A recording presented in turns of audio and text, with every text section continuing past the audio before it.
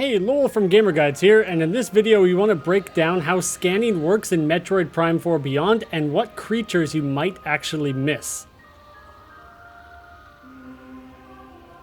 Do note that this guide isn't showing every scannable item, just what to look out for as you're playing, and I'm going to try to be as spoiler-free as possible, just showing the first couple of areas that you'll visit. So as I mentioned in the intro, you can scan a ton of stuff in this game, but the vast majority of it is just lore dumps that do not count toward your scan completion percentage, which you can view in the logbook, in the pause menu, or when selecting a file when starting up the game.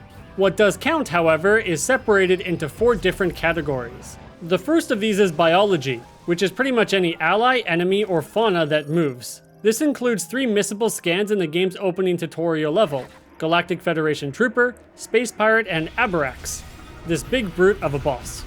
If they're found again later in the game, the Gamer Guides team hasn't stumbled upon them yet. We'll update in a pinned comment below if we do. If you miss these 3, you might want to consider restarting if you're going for a 100% completion. I had to restart myself in order to scan Aberrax. You'll also want to scan pretty much every bug and bird fluttering around the environment as you go, but for most of them you can backtrack and find them again later. In the first area of Fury Greens alone, there's like 5 different bugs to get readings on. However, plans do not count towards completion, so unless you really want to know all there is about the planet Viros, you don't have to waste your time there. More importantly, bosses are missable and they may have different scannable parts. Take this early game plant boss, Carvex.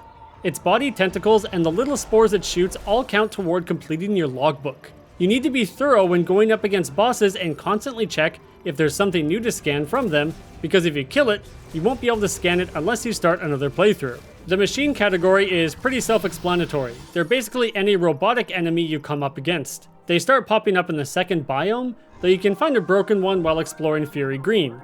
Scan them before you start pew-pewing. The next is a Lamorn Legacy category with 2 subcategories. Lamorn lore is tied to these lore tablets. You pretty much always stumble upon these in chronological order, so you'll notice you're missing one if you have a gap in your scans. The game throws you a curveball by having these statues before the Carvex boss fight count, even though other statues don't, so watch out for that. The other subcategory here is for datapads that you won't start finding until you reach the ice level about midway through the game. They function much the same as the tablets. Last is research, which is basically any technology related to gameplay. Psychic platforms that you need the psychic boots for, bomb slots that Samus can roll up into, and even save stations. Whenever you grab a new ability, be on the lookout for stuff to scan that interacts with it. We found this section doesn't quite fill out in chronological order, so don't be too worried if you're missing something early on. The other guys on the Gamer Guides team are much further ahead than me, but they can confirm these general rules hold true for the rest of the game. But as you can see in just Fury Green alone, I've completed like 25% of the logbook by just taking things slow. There's not too much to track down. You also probably already heard that there's a point of no return near the end of the game right before the final boss. You'll get a prompt that you can decline and then head back out into Viros to continue scanning and finding upgrades on your way to 100% completion. We'll be putting together full interactive maps of Metroid Prime 4 over at GamerGuides.com proper, so I'll link those in the description when they're ready. The team is working hard on maps as amazing as our Farloom or our Lumio City breakdown that you can see here. Anyway, that's all I got for you when it comes to scanning in Metroid Prime 4 Beyond. If you found this video at all helpful, be sure to like and maybe even subscribe so we can continue on our quest to fulfill all your gaming needs here at Gamer Guides.